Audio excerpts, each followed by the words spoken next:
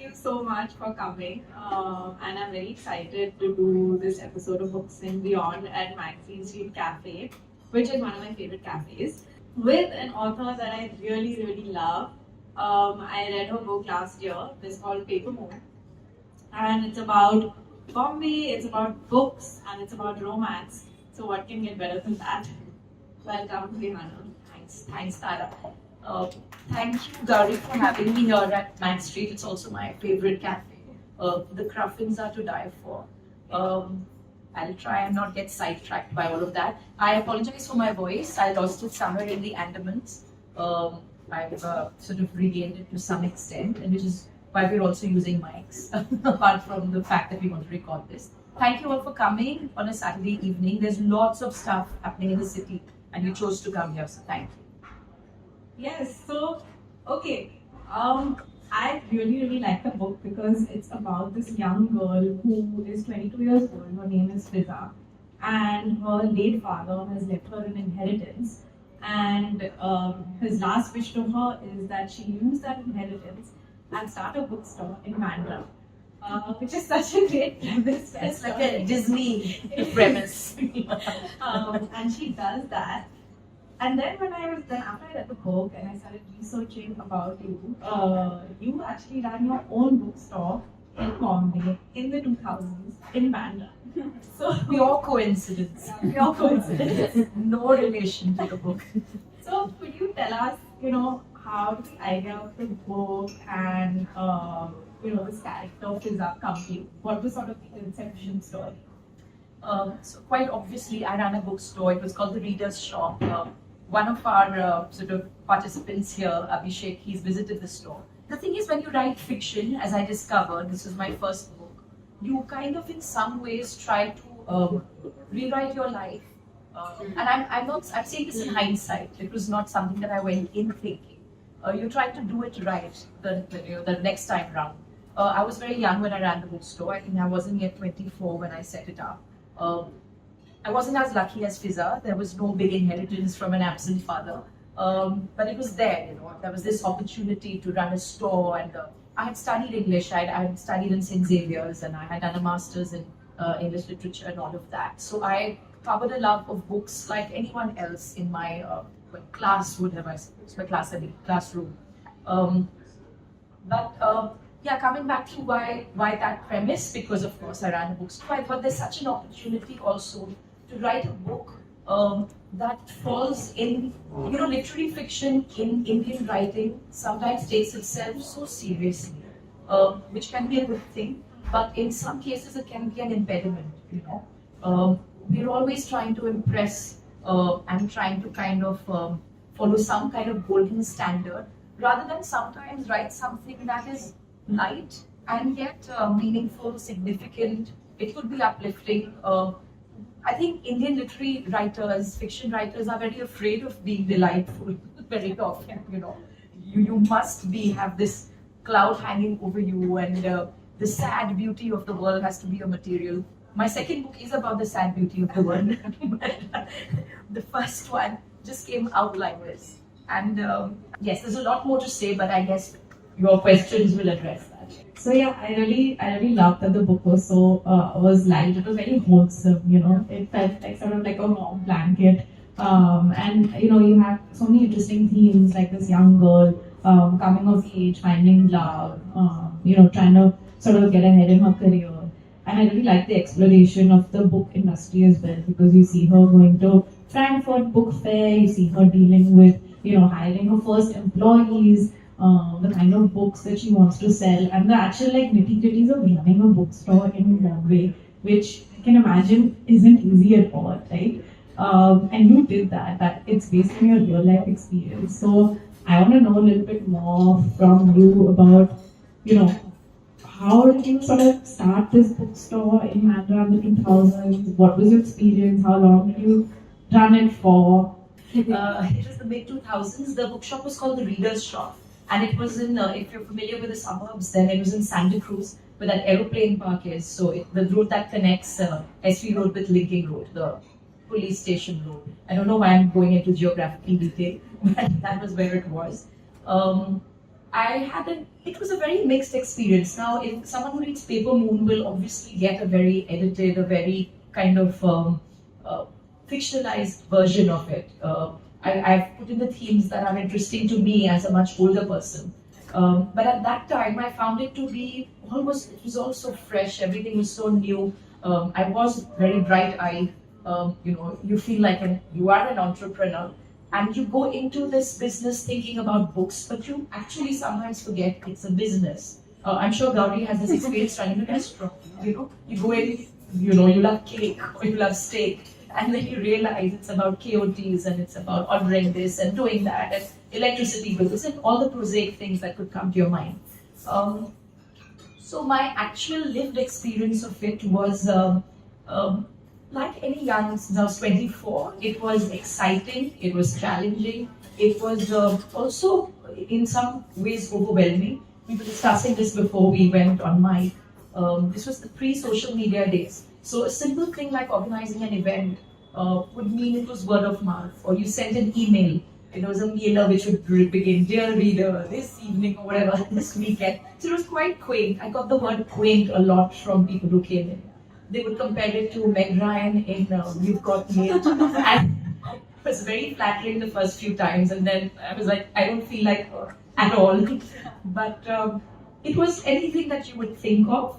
But mostly you have this, you're very anxious about making rent, and you're luckily for us, we own the space. The owner of the bookstore, I just ran it for him. That's an essential difference between Fiza and I. I never owned these bookstores. I was just running it for somebody else. And years later, I thought, what if this young woman gets this sudden kind of windfall, and the father in the book is completely absent. So the premise is that she's never known her father. He's been a complete absence from her life. And when he dies, she gets this inheritance. So she's completely cut up about it. She doesn't know this man. He's abandoned her mother and her. And now there's all this money that's come her way. So one of the big conflicts in the book is how she reconciles with this man's absence. And then this very generous gift that has come her way thanks to him. Again, these are like real life problems, but I think we've taken it with this fantasy setting of bookshop.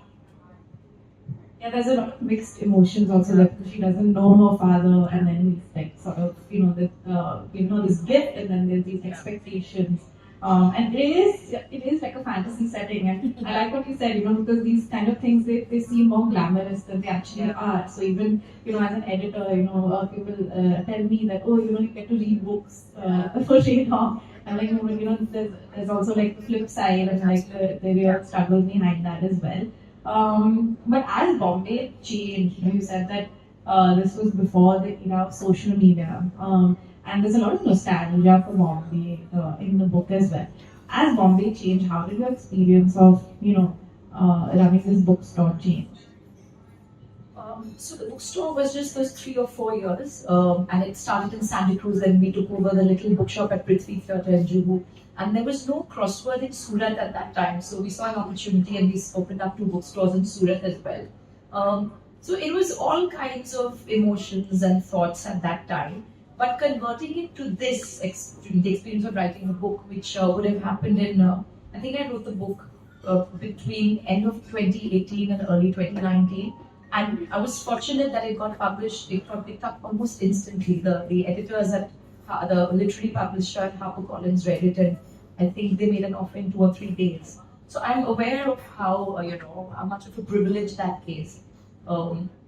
Especially now that I've written my second book and I realized the pandemic completely, I don't know if it was writer's block or human liver's block, because I couldn't get anything done in terms of creativity. I've completely forgotten your question. If at all.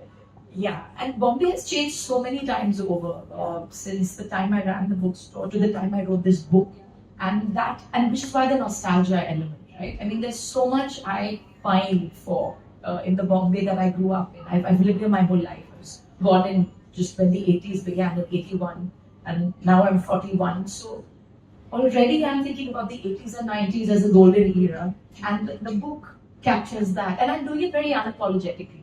I'm aware of all the different kinds of ways in which one can capture nostalgia, even, and the nuances and the complexity. Perhaps that comes through in my second book. But this one is an out-and-out love letter to Bombay and Bandra and Colaba, and I'm, like I said, I'm doing it unabashedly. It's happening on purpose, and there's so much fun to do that. Why can't we have fun while being literary, or while being significant or artistic? Sometimes we lose that element of play in trying to be taken very seriously and vying for awards and a certain kind of acclaim. I don't think I was impeded by any of that while writing this. So it's come out like this. No, I think I agree, and that's what sort of like reaches readers. Right? Yeah. Because readers want to also feel good. And I really like the nostalgia of Bombay. I love Bombay books. There's Amrita Mahali's Milk James. Yeah, there's so many, and this was just fantastic because it was also an exploration of Bandra. Bandra is a very iconic neighborhood, and you set the bookstore in this beautiful bungalow in Bandra. So I wanted to know what was the significance of the setting and how did you bring it alive in such a wonderful way in the book? So for those of you who may not have read the book, the bungalow she's referring to is in just the beginning, end of Hill Road and beginning of back. Kojam Florist, if you know, there's a flower shop and bandstand. And there used to be a lovely old bungalow there. So I went to school right there on Hill Road. At to a convent school called Apostolic Carmel Convent. And my sisters and I, it used to be one person's job to go and get an auto. We lived in Khara at the time. So we used to walk up to that place, and whenever it was my turn to look for the auto, I would be standing there by St. Andrew's Church, looking at this bungalow and actually imagining as a child how it would make for a perfect bookstore. So I guess these are very obvious things that come back to you later. Complete wish fulfillment and fantasy, and as a writer you get to do this, you get to live these dreams. Now of course, funnily, as soon as I wrote the book, they brought it down, and it's now being built into some kind of behemoth. Some building will come up or whatever. But it's sad, and so a couple of people mentioned that. They said, so now you have you've kind of documented it, and it's there in your book for all time to come. It's nice. And what about sort of, there's a lot of interesting Bombay personalities also that show up in your book. So, in the bookstore, we have film stars who visit the bookstore, you have industrialists, there's a character that's modeled on Eunice D'Souza, who's a very famous writer, who's a professor at Xavier's. So could you tell us a little bit more, maybe an anecdote about some of these interesting Bombay characters or even places that you've incorporated into the book? So Eunice D'Souza was fortunate to have her, for my professor. She taught English and she was the head of department for many years, 3 decades actually. And we were very close as professor and student. In fact, this book is dedicated to her and my older sister. So Eunice is very much a presence in this book. She's called Frances de Bella here. She's one of those iconic, she was an institution, as one says. Very acerbic and very sharp, but by the time she was my professor, I was, I think, her last batch. I sound like a cookie over here. So yeah, I was among the last students, and she had really mellowed down significantly, so we weren't that terrified. We were friendly, and I would go visit her in her house in Santa Cruz. In fact, she herself wrote 2 lovely novellas. One is called Danger Look, and one is called Dev and Simran.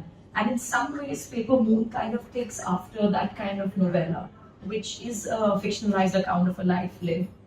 Which now, again, sorry to seg into another point, very often, and this happens with the fiction that women write, or anything that women write, it's kind of diminished, it's seen as journaling. Or every time I get questions, like you ask me about my experience running, but none of that was diminishing it, right? Very often, if you draw from your own life and it's very obvious, you get the criticism, so what, you just woke up one day and you wrote a diary. But especially in the age of social media, you see that all of us are doing it, but only some of it counts as, anything that other people would want to read, or something that is long enough to fill up a novel of any worth.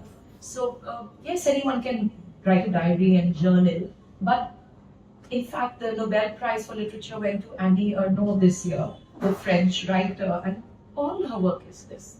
It's her life. She's unapologetic of putting her life into her books. It is all biographical. So is Joan Didion's work or Susan Sontag's work. But we need to get over this self-criticism also, So, which is why, I found it unnecessary to have veils between myself and Fiza Khalid, for instance. Like the question I get is, was that your boyfriend, or were you in love with that character? And I laugh about it. It's of no interest to me, If you think that, that's great. If you don't, that's fine. I'm not here to kind of, defend her as a purely made-up character. I don't think there is anything as a purely made-up character. We're constantly drawing from life, and we need to stop being so apologetic about it, I feel. I guess this applies to any gender, but in my experience, I see it with women writers a lot. Yeah, I really liked the love triangle in the book. You're not going to ask me if it was mine. No, I'm not going to ask you. So the love triangle is between, Fiza already has a boyfriend, and then there's an older man, Iqbal, who's also in the picture. And through the running of the bookstore, we have lots of incidents with these two men. So I wanted to actually ask you, how did you construct the character of Fiza and come up with this sort of love story? So yeah, the two major relationships, romantic relationships, are between Fiza and Dhruv, who's this classic college boyfriend, who's nothing wrong with him, but get over that. And then there's Iqbal, who's again the classic, artist, creative type, who's going to seduce you with his poetry, or in this case, Urdu poetry, and white kurtas, and sort of, a very global outlook and all of that. So yes, in some ways there are types, in as much as we're all types. But what distinguishes her romance with both of them is that her life is not just about a romance. Whether she was with Dhruv, or whether she's considering a relationship, or whatever it is, as we call situationship these days, with Iqbal, it's not her entire life. Which is, again, my experience tells me that your love life is not your entire life. Like your career is not, I feel it shouldn't be. You're missing out on so many shades. And very often, if you see romance in a book, and especially a romance in a woman-centric book, it takes over all the other aspects. So if you are interested enough to read through the end of the book, you'll see that it's not what defines her. And that's a little bit different from what you usually see. You're picking someone, or you're dreaming of someone, and you're leaving someone. That's going on in her life, but her life is not about that. Yeah. Yeah, I love sort of like the relationship she has with her staff, and just sort of like, the intricacies of running a business. I found that very interesting, and I always wanted to know how a bookstore is done. I'm so in awe and also envious of people who run bookstores today, right? Especially in the age of Amazon and online book sales. So yeah, we should all obviously buy from independent bookstores. But I wanted to ask you, if you had to run your bookstore today, how would you run it? What would change? I wouldn't. That's a very easy question. Absolutely wouldn't. But I wholeheartedly recommend Trilogy, Bookshop, and Bandra. It's my absolute favorite. Ahalya and Mittal, you couldn't find better people to run a bookstore. So yes, even any independent bookshop, Kitab Khana is just as good, Title Waves, I love all of them, Wayward and Wise. So no, I wouldn't, because I know I'm not business-minded. Just to promote a book takes so much out of you, and I don't even think I've done it right. So you need to be of a certain temperament. You need to be worldly in a certain way.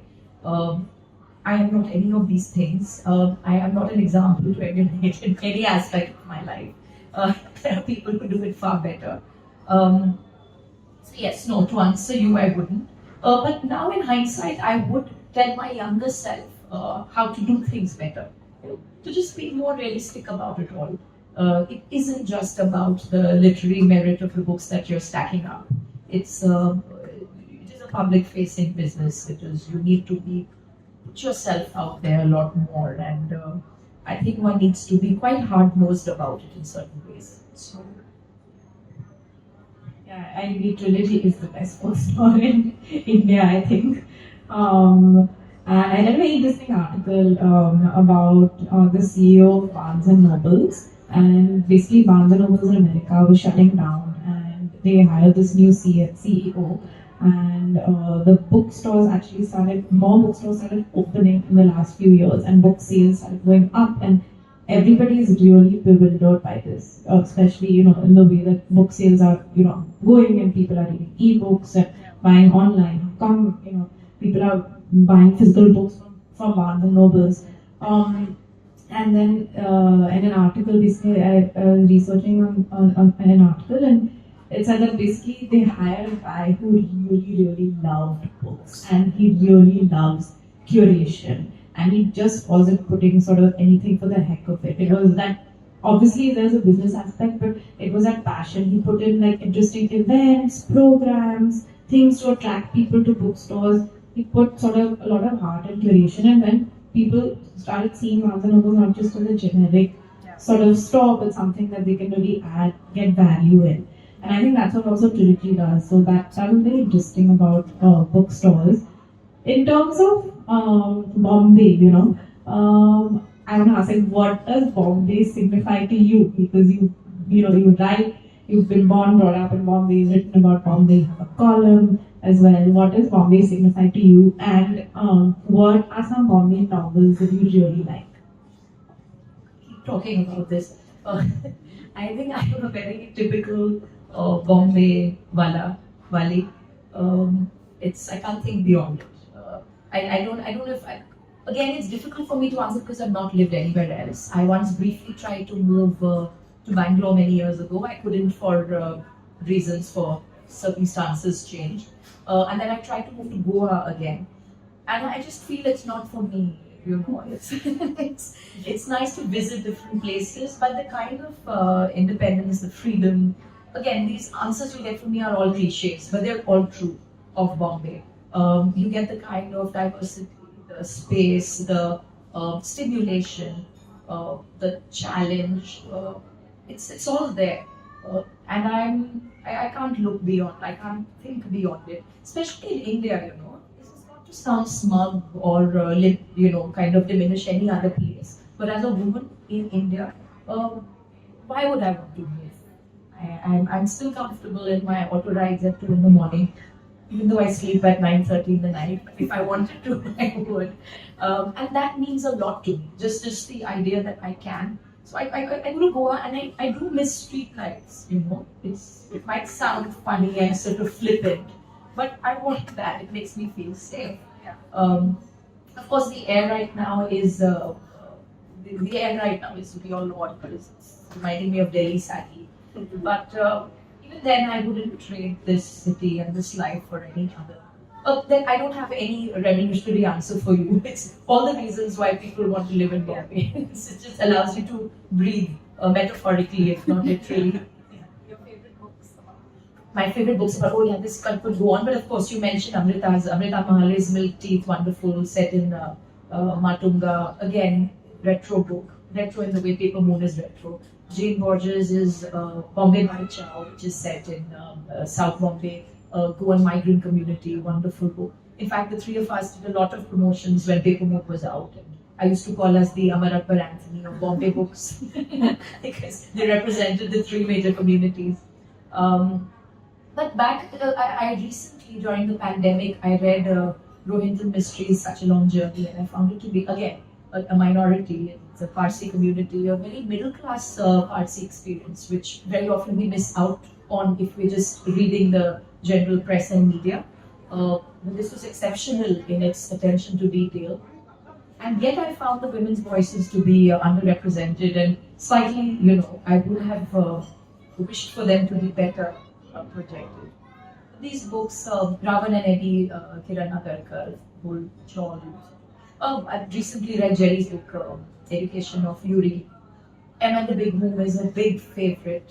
I think his book captures not just Bombay, but that mother-son relationship with the mental health, theme beautifully. So many Bombay books. There's so much to explore, right? There's so many Bombay books that are yet to come as well. And I couldn't agree with you more. Even I agree with you about the street light. So whenever I'm in Delhi, and I look outside the window of my grandparents' house and said, I can't live here. I need to see other lights on outside the house, you know. So anyway, so yeah, the book is also about bookstores. I love books about books. One of my favorite books about books is My Salinger Year, which is about it's lovely. It's about a young girl who basically works in a literary agency in New York, and she is basically the person who gets all of the letters, fan mail for J.D. Salinger. It's a really lovely book. So I wanted to ask you, what are your favorite books about books? Nice. I think one was 84 Charing Cross Road, which is lovely. It's about a correspondence that this Helen Hanf, I think her name is, the writer. Her correspondence with the bookstore, a real life correspondence with the bookstore in Charing Cross Road in London. And it's beautiful because it's just that relationship that you can only have with a bookseller, between a reader and a bookseller. And it's a series, it's sort of that, like an epistolary novel. And I think that was one of the things I had in mind when I wrote Paper Moon, that the lightness of tone and touch, which very often our books lack. By our books, I mean Indian writing in English. There's such a space for it. That I think is a book that I really like about books. What else? Nothing else is jumping to mind, and if it does, I'll come up with. Yeah. And you said that your journey, one of my questions is the journey to getting published. Yeah. So could you tell us a little bit more about it? How did the book get picked up in 2 days, and how long did it take you? Did you have an agent? What was that journey like? No, I was lucky. Like most of us here, I've been quite active on social media. So for many years, I've been posting this and that on Facebook. And an old schoolmate, I would even say a school friend, but a schoolmate was the art director at Harper Collins. And she said, "Is there anything you'd like to write for us? Because I've been reading your posts on Facebook." And that's what triggered the spark for the book. It was not like I was dreaming of writing, or it's been a long cherished dream or ambition at all. Somebody asked me, because that's how laid back and unmotivated I am. If there's no paycheck at the end of it, I don't go there. And as a working writer, very often you need to have these things in place. It's quite practical. But Bonita Vaz, she's the art director of Harper Collins. She's not anymore, very recently moved on. But so she asked, and she said, "Is there something you want to write?" And there was an article I had written for GQ India, because I've been writing for many years now, about running a bookstore. So the thought just occurred to me that there was that article had got a very good response. So I thought maybe I can flesh it out and develop it into something longer.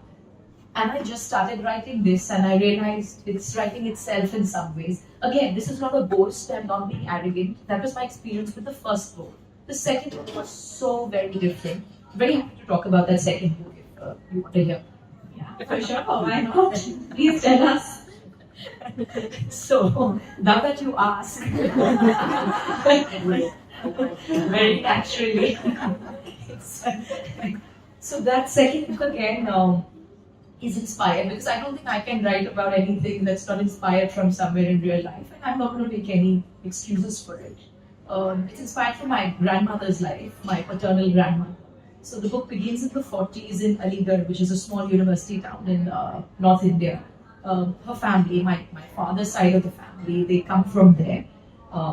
So it begins with her teenage years in Aligarh, and then her moving to Bombay sometime in the 60s. So the book spans independence to the emergency.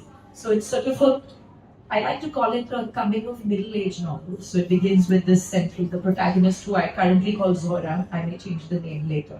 I'm very bad with titles and names because I don't think about it. Just put in anything, so I should be more careful.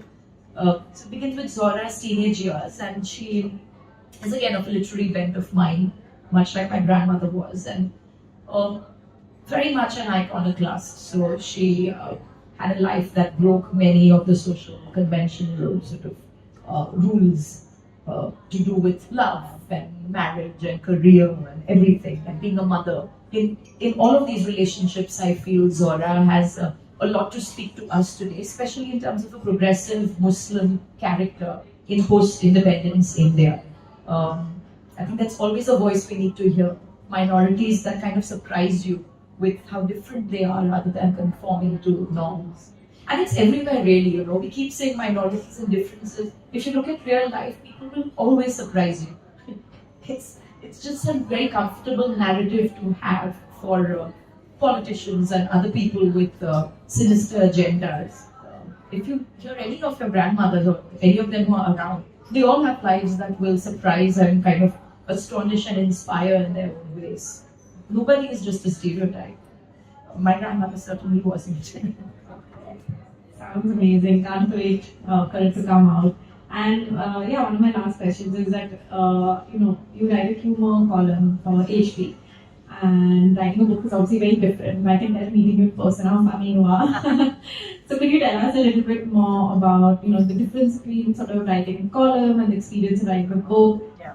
And also, how do you think of topics week on week for your column? Because the topics are really quite interesting and funny. Thank you. I'm so flattered that you read this column. Yeah, so it's now been over 5 years. It's a HD branch. It's a humor column. I think you've hit the nail on the head. That's the phrase, right? Yeah. Just sometimes I get it wrong. I get it the other way around. It's the topic is the tough one. So it's almost like you're writing. At least for me now, it's like a form. And if you have the if you have the title, the subject, and you have sort of the headings for the other subsections, it writes itself. Again, this is not arrogance. I'm just saying how important it is to get your theme right in your head. And then, of course, you draw from your life. It's very easy for me to write about my own life, and yet I'm constantly changing it or tweaking it or fictionalizing it. So it's difficult when people tell me, is that you? I don't know if it's me. Some part of it is me, some part of it is definitely not me. And I think all of that is irrelevant. Do you find it engaging? Do you find it interesting as a piece of prose or poetry? That's all that matters, I think. This biography, fiction, non-fiction, genre are all for other people to talk about. When you're writing, just write. Yeah, I agree with you. And it's about sort of finding readers and getting people to love your story. Okay, so do you guys have any questions for Rehana? Yeah. So I am interested to know your book writing process for both the books. Yeah. So obviously I understand that the first book, how did it come about after the JP column and when Tara director, but what was your process like? In the sense, how did it come about? And especially also the second book, because it's got a time. So I'm very interested for the second book, but first the first. Yeah. Thanks for your question. So the process for me was sitting at the first book, right? Yes. This is very different thing. The first book was So sitting at a desk, I at any whenever I sat down to work on my first book, I would sit down and write 1,200 words, and that just literally happened. Because I started and I said, let's see how it's flowing and how long it takes for me to stop writing with ease. The whole thing for me was ease was very important for the first book. In form and in theme and in content and in every way. Was it free writing in the first book? Absolutely. In any writing actually. I've never had a format, I've never had an Excel sheet or those school post-its and all, nothing. So it is in the head. Again, this is not to say that I am autodidact or anything. I find procedures and routines to be limiting and it's boring for me. So I take it as it comes. But I think the process that you're referring to for me was actually sitting there, writing it all at once. It came in one flow, 1,200 words at a time. But it's not like I was writing Monday to Friday or anything. Sometimes it would be Monday, Thursday, Saturday. 1 week I didn't write. Then all the days of the next week. Then 1 week I didn't write. But when I wrote, I realized 1,200 words was my, as they call, sweet spot, middle of the bag. That was for me the thing. And I just kept doing it and it kept building in front of my eyes. It was quite a chronological novel, so I could do that. It was not experimental in form. So, there are other kinds of writing that require you to be pre-planned. I'm not a pre-planned kind of human being. So Neither am I that in my writing. Second one, same thing, 1200 words, but something very interesting and a bit worrying also happened. Paper Moon came out just before the pandemic, which is quite disappointing because that's the time you're all gung ho and you're going to go and do your tours and book signings, and then you realize everything's shut. And it's a book about a bookshop, so it needed to be seen in bookstores rather than being ordered off Amazon or whatever. So that happened, and I immediately started writing my second book. And I finished, say, about 75% of it before so I wrote the book, and then there was some time before it got published. In that period, I began writing the second one. When the pandemic hit, I was done with around 3/4 of it because it came very quickly. And then the pandemic hit and lockdown happened and Burgess, I stopped writing altogether. So I stopped mid-sentence. I could not write one more word, which is very odd. It's not like I was personally or anyone very close to me was afflicted with COVID. Thankfully not. But it was too much. I found the lockdown and what was happening everywhere to be too much. And I could only then take it up again when the world opened up again, and I finished the book. But I realized I had stopped literally mid-sentence. So when you say process, there's no real kind of blueprint for me. It is so much to do with how one is feeling and what space one is in. Otherwise, why write? The world is not going to change with my book about anything, really. It's not a cure for cancer. It's not Bharat Jodo or whatever you want to wish. It is a book of fiction. It is meant to maybe illuminate but largely entertain and delight. So one needs to be in that space. Again, I'm sure there are a lot of other writers. I was speaking to someone here who said she found that she had all this time which she invested in writing, although you pay actually. Yeah. So a lot of my writer friends, and they give you a complex, right? Because you have all this time, you're either making your banana bread, everyone was making banana bread, and doing yoga and writing books. I was doing nothing. Just feeling very, very sad all the time. Maybe the third book, and I'm really itching to write a children's book now. So maybe that will be an altogether different experience. Interesting. Any other questions? Yeah. So my sister could have been here today, but she said I have to ask you this. So I just graduated from Xavier's and she's still in Xavier's. So she wants to know about your experience over there. So envious. I want to know what your experience there. Because I graduated in 2001. That was the year I was born. Okay, we just stop this now. Let's just go home. Let's just retire and go home. Okay, a lot has changed. So, like I said before, I was lucky I had Eunice. Did you study English by any chance? Yeah, I did. Is Shafali still? No, so Pearl Pistakia was there, Oh. and when I was in second year, she left. Okay. And Sorry, this is a very hyper local question. Yeah. Dominated. So I did psychology and literature. So Is Ruby still there? yeah, in full form. Oh, okay. With all the earrings and the fluorescent green and all Yeah. that. So yeah, your sister was asking how it was to be in Xavier's. It was excellent. It was, it's very fashionable now to diss your convent school upbringing, but I had a great time in my Bandra convent life. I wasn't abused by nuns or anything. I don't know if you're allowed to say these things. So I had a great experience in school too. 12 years of being there. And then I went to Xavier's, which is another Jesuit institution. Again, there was just no trauma. It was just it was an opening up of the world in many ways. The first 2 years, junior college, I found was a bit of to just throw you out into the deep. I'd gone to a girls' school and so did you also go to a Bandra convent? I went to Petit. Petit, okay, close enough. Yeah. Cooler, but Are you visiting your school? Cool is not always a good word. So, So yeah, the first junior college I found to be, you're just thrown with the wolf because there are like 100 people in a class and you're studying 6 subjects that you haven't necessarily chosen. But senior college to me was, oh my god, it was just breathtaking in what was made possible. Again, unlike my younger, so I'm the middle sister. We're 3 sisters, which is an essential difference between Fiza, Khalid, and I. I wrote a character who's a only child to a mother in Bandra. None of these is the case. I lived in Khar then. Grew up in a family, middle child of 3, and my sisters are such a essential foundation of my life. We all went to the same school and college as well. So the reason I brought up my younger sister Mariam is that she had such a different experience in Xavier. She was the kind who would sign up for everything, My younger sister is exactly like that. So there's a social service league. So one day she's donating blood.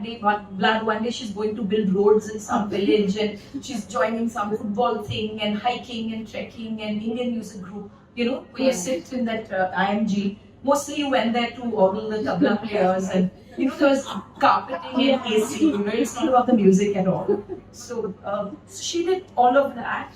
Well, I used to wait for that 1 o'clock my lectures would end. I would be on the 1:13 at Churchgate for car because I wanted to go home and sleep. I was exhausted. So I feel I didn't even make use of everything that Xavier's offered. And yet just being there, there's something to be said about that, the Gothic revival, everyone talks about the architecture. I had professors. I mean, Eunice was a life-changing professor. I learned how to read and write in school, but I really learned how to read and write thanks to Eunice. Went away way too early, but also I think she had done everything she wanted to. So yes, my advice to her, if she's still in college, do more. Do more. Even if she has a boyfriend or girlfriend or anything, do more. Because years later you think of those things. I'm sounding like an Bandra auntie. But just get into it. But you said she's already the kind who's into everything. So I didn't do it. Unfortunately, so even he was in Xavier, but COVID hit in our second year, end of first year. So we got the last 3 months of third year and the whole of first year, and that's it. That's very sad. So- Lucky they didn't have like a Jesuit priest at their principal. Like literally had Jody. Who did you have as a principal? Then you. Fraser's not. No, it's not gone. So we But had Agnello Menezes for the first year, and now Dr. Rajendra Shende is. The Jesuits are no more managed. Like, the That's news principal. to me. That's The campaign. yeah. The campaign system. Yeah. Sorry, so please tell your sister I'm envious. And, just spend more time. And even down in the evenings, I used to go back to the suburbs. There's so much to do around here. That one should be the most very banal answer. Sure. Okay. So I have like a few rapid fire questions for you. So, Are you giving me a hamper? no, I'm not confident. Not that level yet. There's a sponsor that sits behind. Oh, yes. That can get something. Yeah. She has promised cider. Yeah. Okay. So writing columns or writing books? Oh, both. Both. No binaries. Books and columns, everything. Okay. Best piece of writing advice? I think I'm going to steal this from Stephen King, who writes a lot. To paraphrase him, what does he say very memorably? Life is not a support system for art. Art is a support system for life.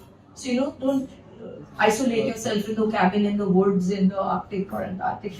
Life should go on while you work. Absolutely. Okay. Your favorite comfort read? Peanuts. I read it every day. Thanks to social, Instagram and all. Every day, peanuts. Okay. The biggest change you've seen in Bombay? Not bad. Good, post-pandemic, and I'm going to say this very optimistically. Yesterday, I was in a Sufi concert at Mount Perry, St. Stephen's Steps. A few weeks ago, I don't know, because you said rapid fire, I'm speaking very rapidly. I should calm down.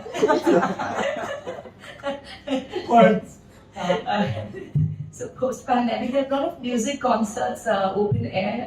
Symphony Orchestra of India did something at Bandra Fort. I was there for. There was a band called Mona Swayze who came.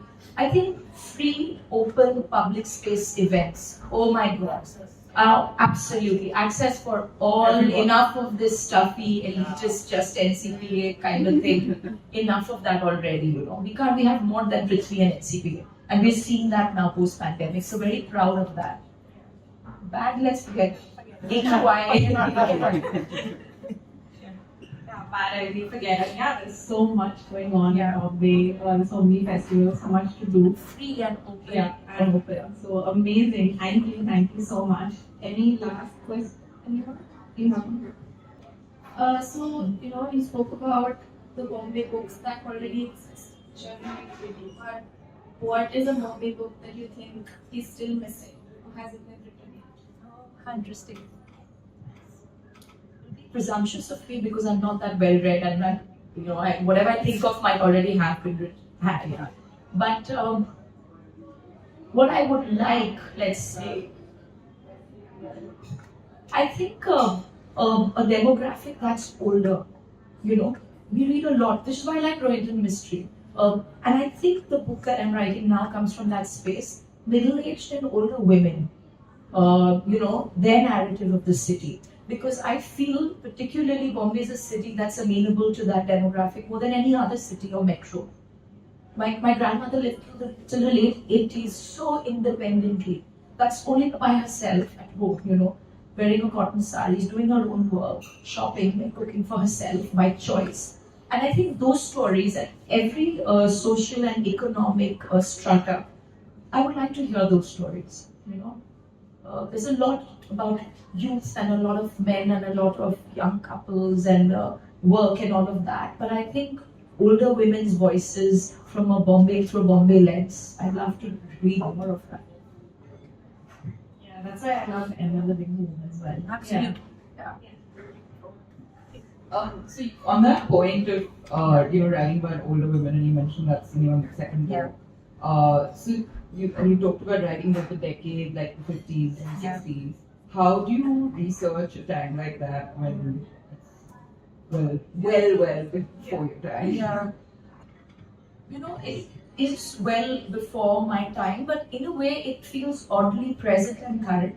And I think because the popular culture of that time still kind of permeates how we live today, whether it's the Beatles or it's Kishore Kumar, or even that the sandwiches you get in clubs, the chicken sandwiches and all, it's all a remnant of that post-independence, still a colonial hangover of clubs and markets and, cities and promenades. I think we have a very strong hangover of that, which is why we still see the Masuris and Shimlas and we still have Circuit House in our heads. Those are not our lives anymore, right? We're all, mall rats in some ways. But I think it's because of stories that our grandparents and our parents, for example, the music that brings me comfort is the music that my parents heard on the radio. I think we all would agree with that, right? Whether it's ABBA or Simon and Garfunkel or Abdul Parveen or Runa Laila, whoever it is in any language or any ethos, it is our parents' nostalgia that becomes our own. So a lot of it is just kind of visceral and it's integrated through one's lived experience. But yes, there was some amount of research which I found to be very enjoyable. So there was one trip I made just before lockdown to Aligarh. There's this, they have this exhibition called literally Numaish, which kind of attracts a lot of the people from those towns, Lucknow and Agra and Meerut and all of those sorts of very, again, collective nostalgia. And food to die for. So, the Nehari and the Halim and the Paya and the milky tea and, it had a tradition of women dancing through the night and all of that, which is now seems to have stopped. So, I did make a few trips. Nainital is there in my book. So, again, it's great for a writer to have these holidays and call it research. I did a lot of that, but much of it comes just from other people's experiences and conversations. Can't wait for the second book. And thank you so much for talking to me and all of us about Paper Moon. You only have 5 copies. Yes. So, You can do a lucky yeah. draw. Very bad for business. in the vicinity. Yeah, one. Yeah, but No, yeah. yeah. We're 5. I think we're enough for those who don't have copies. Yeah. Okay, great. Thank you. Fine. Excellent. Thank you guys. How lovely this was. Thank you guys.